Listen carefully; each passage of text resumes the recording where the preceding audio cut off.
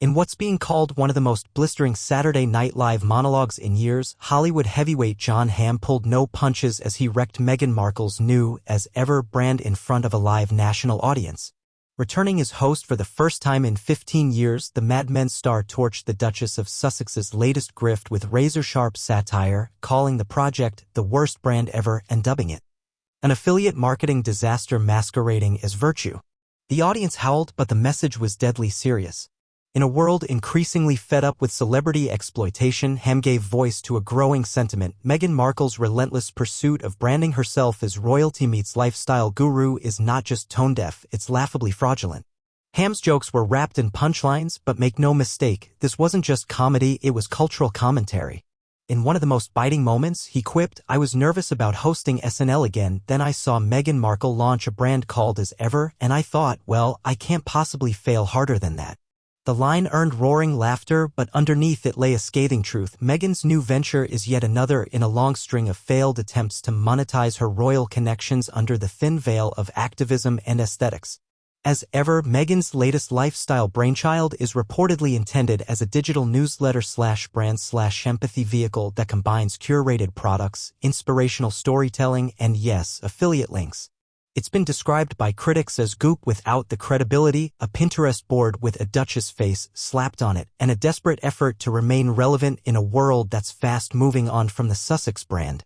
But what truly pushed it over the edge into parody was Meghan's decision to package it in the same self-congratulatory tone that has defined nearly every project since Megxit. And Jon Hamm was having none of it.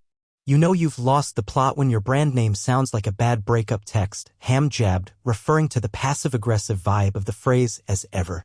The comment, clearly scripted but delivered with effortless disdain, struck a cultural nerve.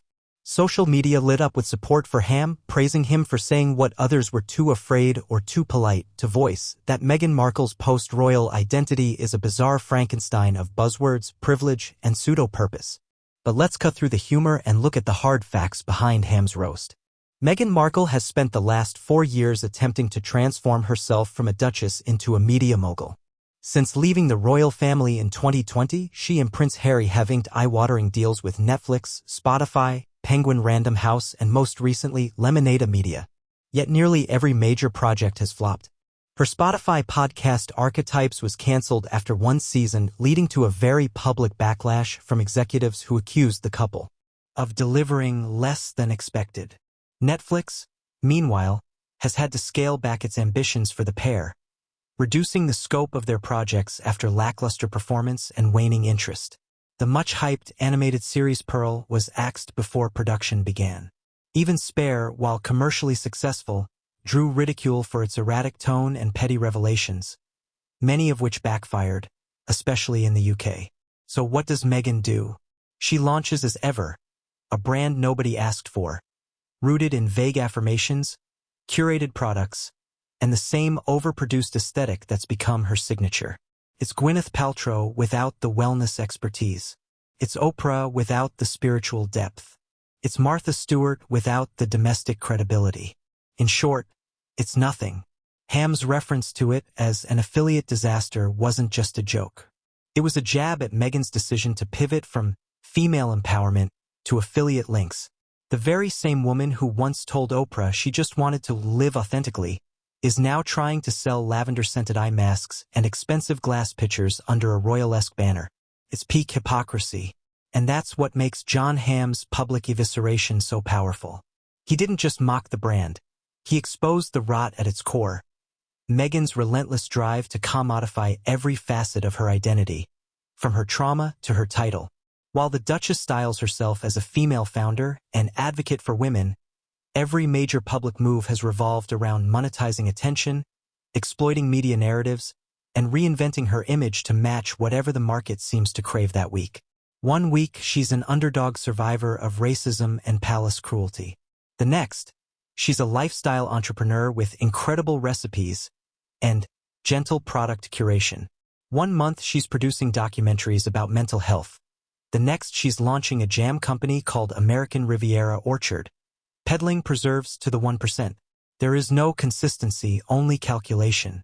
What's worse, Meghan refuses to take responsibility for any of her failures. When the Spotify deal imploded, it wasn't poor content, it was media bias. When Pearl was cancelled, it wasn't a lack of vision, it was systemic injustice. She claims to want a private life but appears in Vanity Fair, The Cut, Netflix specials, and high-profile charity galas. Jon Hamm's monologue peeled back that layer of contradiction, daring to ridicule the unspoken truth. Meghan Markle is not a victim of bad luck. She's the architect of her own downfall. It's no surprise that the American public is beginning to turn. A recent Newsweek poll showed Meghan's favorability plummeting among Americans under 35, the very demographic her branding efforts target. Meanwhile, UK polling continues to place her and Prince Harry near the bottom of public approval. People aren't buying the act anymore. They're fatigued by the constant reinventions, the double standards, and the smug insistence that every criticism is somehow bigotry or envy. And now, thanks to Jon Hamm, they're laughing at it.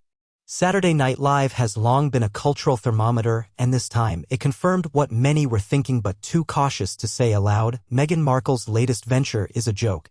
Her brand has no soul. Her message has no clarity.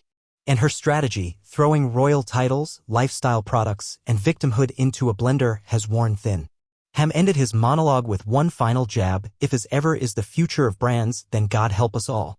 Actually, don't help us, help her. She clearly needs it. Meghan Markle has spent years trying to build a brand on borrowed prestige, questionable authenticity, and calculated outrage. With as ever, she hoped to rewrite her narrative once again, this time as a domestic tastemaker. But Jon Hamm's savage SNL takedown may have finally shattered the illusion. Because once satire turns into truth and truth turns into laughter, even the most carefully curated brands can crumble overnight. And for Meghan, that might just be the most humiliating reality of all.